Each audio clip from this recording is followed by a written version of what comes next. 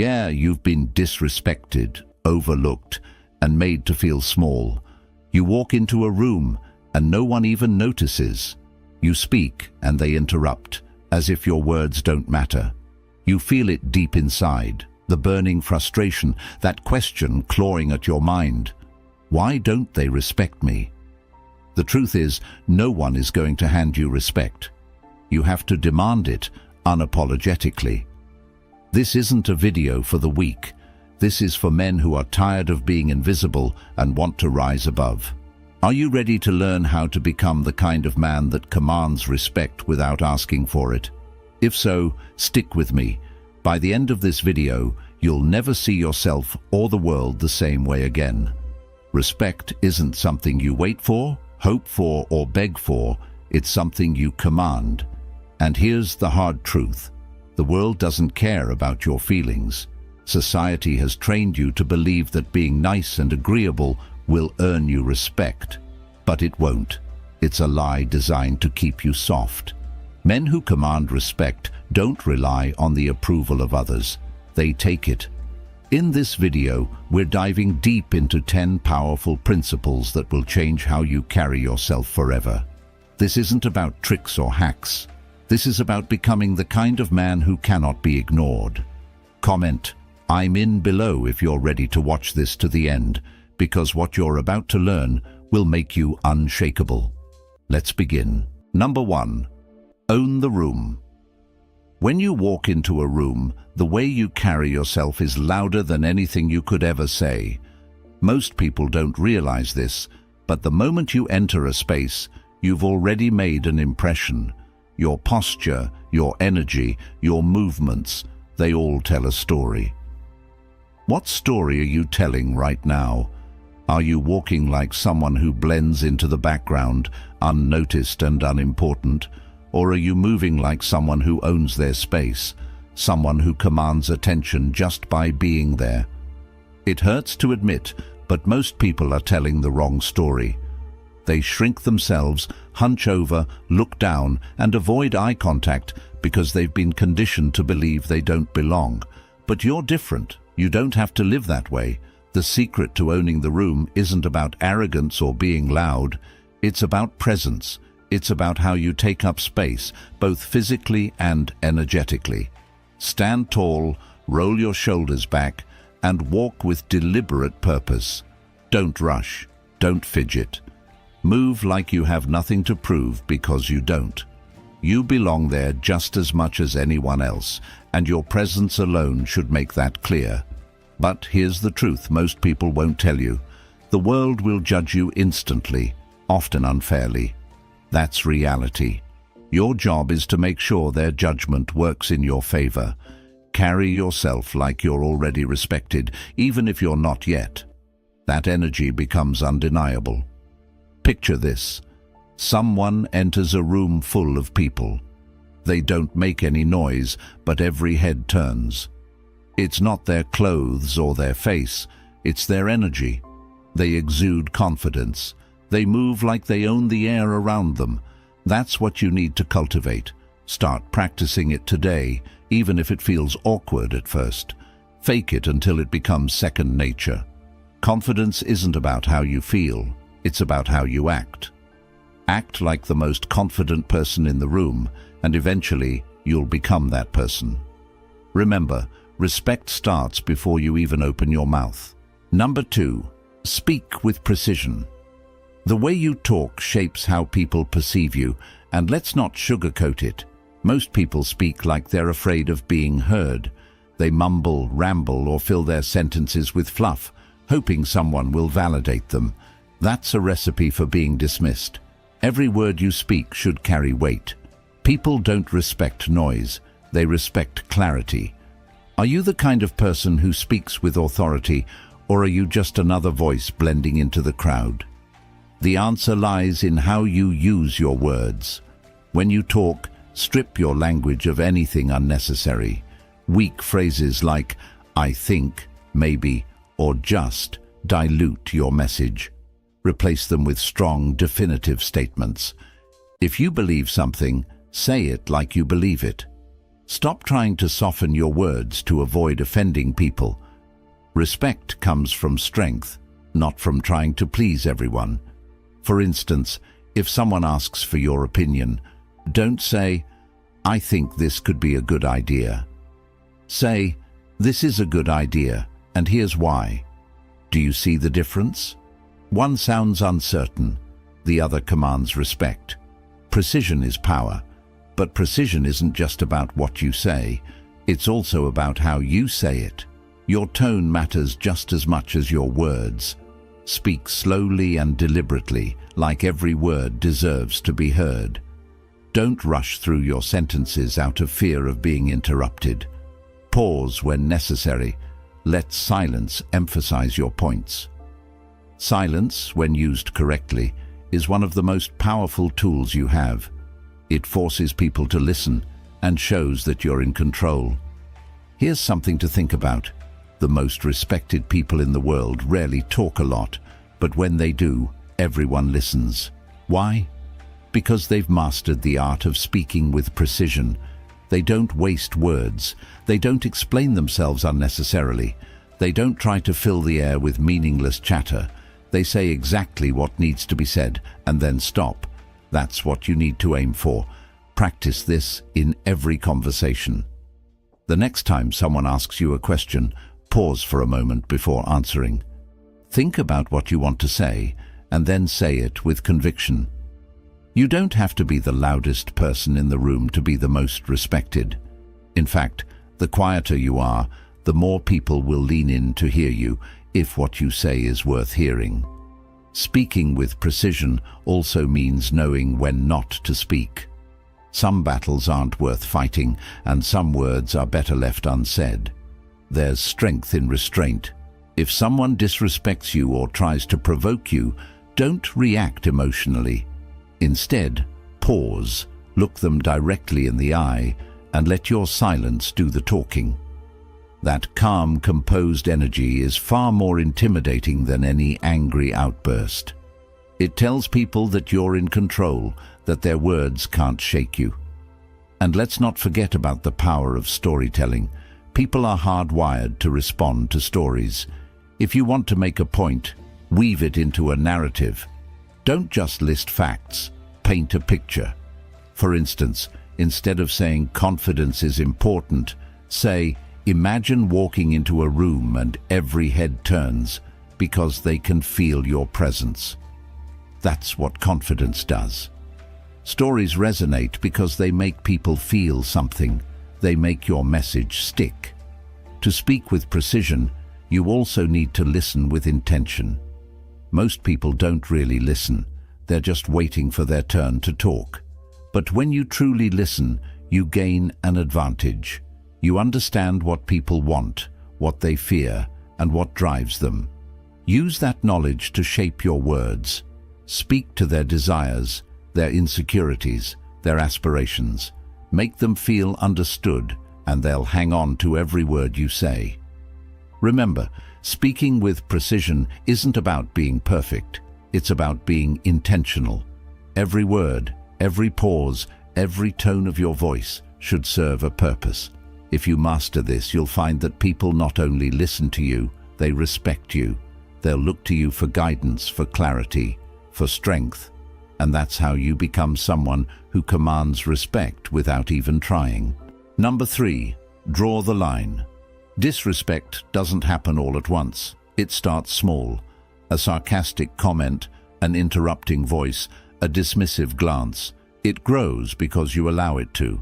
Most people think ignoring disrespect will make it go away, but it doesn't. It festers. It teaches others that your boundaries are weak, that you're someone they can push around. And it hurts, doesn't it? It hurts because deep down, you know you deserve better. You know you're worth more than being someone else's doormat. But here's the truth. The only person who can teach them that is you. Setting boundaries isn't about shouting or making a scene. It's about standing firm, calmly and confidently in the face of disrespect. Imagine someone cuts you off mid-sentence, trying to undermine your point. Most people would shrink back, let the moment pass, or try to laugh it off, but not you. You stop, look them in the eye and say, "I wasn't finished." Do you feel the power in those 3 words? It's not just what you say, it's how you say it. Controlled, steady, like someone who knows their worth. You don't need to raise your voice. Your firmness says everything they need to know. This person cannot be dismissed. But boundaries aren't just about reacting to disrespect. They're about preventing it. When you walk into a space, whether it's a workplace, a social gathering, or even your own home, you set the tone. You communicate through your actions and demeanor what you will and won't tolerate. People learn your boundaries not by what you say, but by how you live. When you carry yourself with confidence, when you enforce your own standards, people take notice. They adjust their behavior because they know you won't bend. Here's something most won't tell you. Setting boundaries will make people uncomfortable. Some will challenge you, test your limits, even criticize you. That's their problem, not yours. Boundaries aren't for them, they're for you. They're your way of protecting your energy, your peace, your self-respect. Anyone who truly values you will respect them. Those who don't, let them go. Because the truth is, no one who truly respects you will ever expect you to sacrifice your boundaries for their comfort. Number 4, control your reactions. Life is full of provocations. People will insult you, challenge you, and test your patience. They'll push your buttons, hoping to see you lose control. Why? Because a reactive person is a weak person. When you react impulsively, whether it's through anger, frustration, or defensiveness, you hand over your power. You let them dictate how you feel, how you act, and who you are in that moment. But you're not like most people. You don't give away your power, you control it. Imagine this: someone throws an insult your way in front of a group. They smirk, waiting for you to snap, to lash out, to embarrass yourself. But you don't. Instead, you pause. You lock eyes with them, your face calm, your body steady. You don't need to respond because their words mean nothing to you. That silence, that composed energy, is more powerful than any comeback. It makes them uncomfortable, exposes their insecurity, and shows everyone watching that you're not easily shaken. But controlling your reactions isn't just about silence. It's about choosing your response. Let's say someone criticizes you unfairly. Instead of getting defensive, you say, "Thank you for your feedback." Your tone is calm, your expression neutral. What can they say to that? They were expecting a fight, and instead you gave them composure. That's power, that's control, and it's something most people will never master because they're too ruled by their emotions. Emotional control isn't about suppressing your feelings. It's about mastering them. When you're angry, frustrated, or hurt, you acknowledge those emotions, but you don't let them dictate your actions. You channel them into something productive. You take that energy and use it to fuel your focus, your discipline, your goals. Imagine how unstoppable you'd be if nothing could provoke you, if every attempt to undermine you only made you stronger. Start practicing this today. The next time someone tries to push your buttons, pause, take a breath, and remind yourself that your reaction is a choice, not a reflex. The more you practice, the more natural it becomes. And over time, you'll find that people stop trying to provoke you because they know it's a waste of time. They know you're in control. Number 5, demand respect through actions, not words. Respect is not something you ask for. It's not something you beg for, plead for, or argue for. Respect is earned. It's demanded, not through what you say, but through what you do. Words are cheap. Actions are everything. Think about the people you respect the most. Is it because of what they've said, or is it because of how they've lived? Chances are it's the latter. They've shown you through their consistency, their discipline, and their integrity that they're worthy of respect. And if you want to be respected, you need to do the same. Imagine showing up to work late every day, making excuses for your missed deadlines, and then wondering why no one takes you seriously. It's because your actions are telling them you're unreliable, undisciplined, and unworthy of respect. Now imagine the opposite. You're the first one in, the last one out. You keep your promises even when it's inconvenient. You go the extra mile not for recognition, but because that's who you are. People notice. They may not say it, but they see it. They respect it. Because respect isn't about being liked. It's about being dependable. But actions aren't just about work. They're about how you live your entire life. Are you taking care of yourself? Are you disciplined in your habits, your goals, your relationships? Are you living in alignment with your values, or are you compromising them for convenience? Every decision you make, every action you take, sends a message to the world about who you are. And if you want to command respect, that message needs to be clear, consistent, and uncompromising. Here's the truth. Earning respect through actions isn't easy. It requires discipline, sacrifice, and a relentless commitment to your own standards. But that's what makes it so powerful. When you live with integrity, when you hold yourself to a higher standard, people can't help but respect you. Even your critics, your doubters, and your enemies. They may not like you, but they'll respect you because deep down, they know they could never do what you do. Start today. Look at your life and ask yourself, what are my actions saying about me? Are they telling the world I'm worthy of respect, or are they sending a different message? Be honest. And if the answer isn't what you want it to be, change it.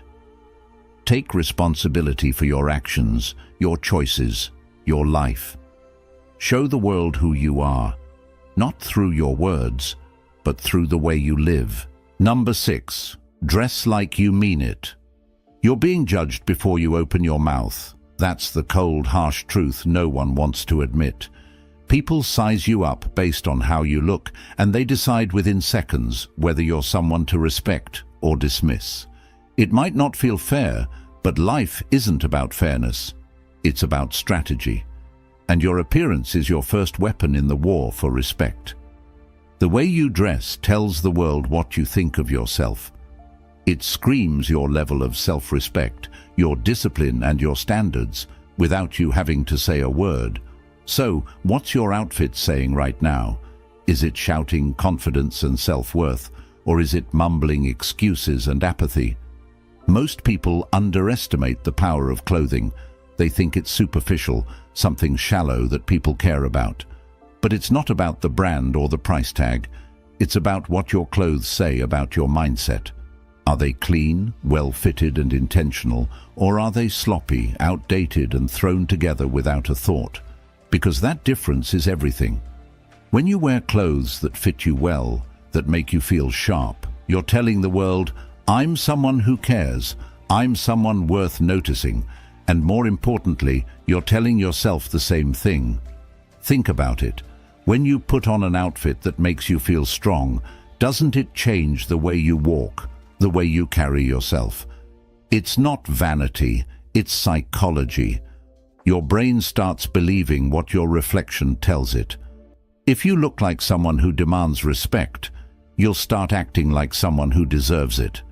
And when you act that way, people can't help but respond. But dressing with intention isn't about trends or copying what everyone else is wearing. It's about understanding your own style and owning it. Look at yourself in the mirror.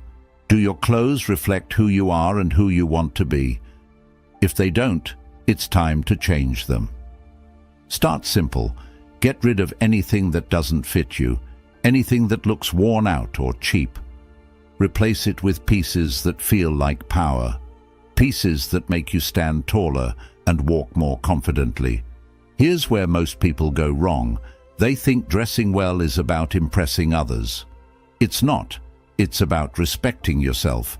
It's about waking up every day and saying, I'm going to show up as the best version of myself, no matter what. That mindset is contagious. People notice when you respect yourself because it forces them to respect you too. And let's be clear, this isn't about wearing a suit and tie everywhere you go. It's about appropriateness and self-awareness. If you're at the gym, your workout clothes should still look intentional and clean. If you're at a casual event, your casual wear should still make a statement. The point isn't to be overdressed, it's to be intentional. Every outfit should say, I thought about this because I think about myself. Number 7, eliminate weak language. Your words are shaping your destiny, whether you realize it or not. Every sentence you speak is either building you up or tearing you down. Weak language isn't just harmless filler, it's poison. It seeps into your mindset, your confidence, your presence, and it tells the world you're not sure of yourself. And once the world hears that uncertainty, it will reflect it back to you tenfold. The way you talk is one of the most critical indicators of your strength. So, what's your language saying about you? Words like sorry, just, maybe, and I think are killers of respect. They chip away at your authority, one sentence at a time. When you say, sorry to bother you, what you're really saying is, I don't believe I'm worth your time. When you say, I just wanted to ask, you're shrinking yourself, making your presence smaller, less impactful. And when you say, I think this is a good idea, you're planting seeds of doubt in the listener's mind. Stop it. You don't need to apologize for existing. You don't need to justify your opinions with qualifiers. You don't need to soften your presence to make others feel comfortable. But eliminating weak language isn't just about avoiding certain words. It's about replacing them with stronger ones. Instead of saying, sorry to bother you, say, do you have a moment? Instead of saying, I just wanted to ask, say, I need your input. Instead of saying, I think this is a good idea, say, this is the best approach. Do you feel the difference? The latter versions are direct, confident, and unapologetic. They command attention because they come from a place of strength, and it's not just about the words you use, it's about how you use them.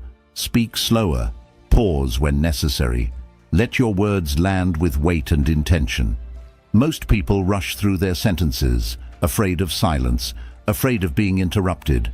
Don't be like most people. Silence is your ally. It forces people to listen. It gives your words more power. When you speak, every word should matter. Every sentence should serve a purpose. Here's another trap to avoid: over-explaining. Weak people feel the need to justify everything they say. They ramble, piling on unnecessary details in a desperate attempt to be understood. But strong people trust their words to speak for themselves. They say what they mean, and they leave it at that. If someone doesn't understand or agree, that's their problem, not yours. Eliminating weak language also means being mindful of your tone. Are you speaking with confidence, or does your voice waver with hesitation? Are you ending your sentences like statements, or are they coming out as questions? Stop letting your voice betray you. Speak like you believe in what you're saying, because if you don't believe it, no one else will. Start practicing this today. The next time you catch yourself using weak language, stop mid-sentence if you have to. Correct yourself. Say it again, but this time with strength. It's going to feel uncomfortable at first because you're rewiring years of bad habits. But over time, it'll become second nature, and when it does, you'll notice a shift. People will start listening to you differently. They'll start responding to you differently. They'll start respecting you, not because of what you're saying, but because of how you're saying it. And here's the best part. As you eliminate weak language from your vocabulary, you'll start eliminating it from your mindset too.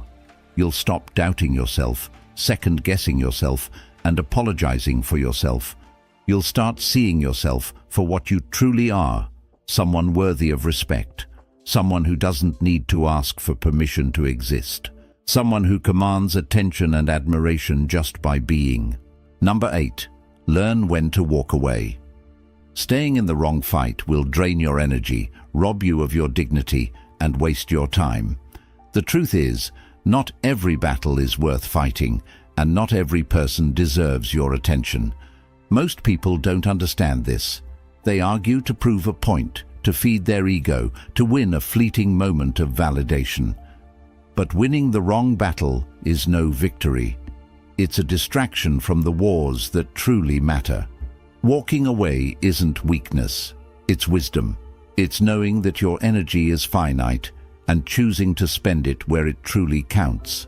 Imagine someone trying to bait you into an argument. They're loud, emotional, and relentless, throwing insults or nitpicking every word you say.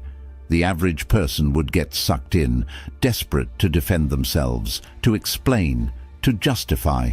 But you stand firm. You don't flinch. You don't get drawn into their chaos. Instead, you calmly say, "This conversation is over," and walk away.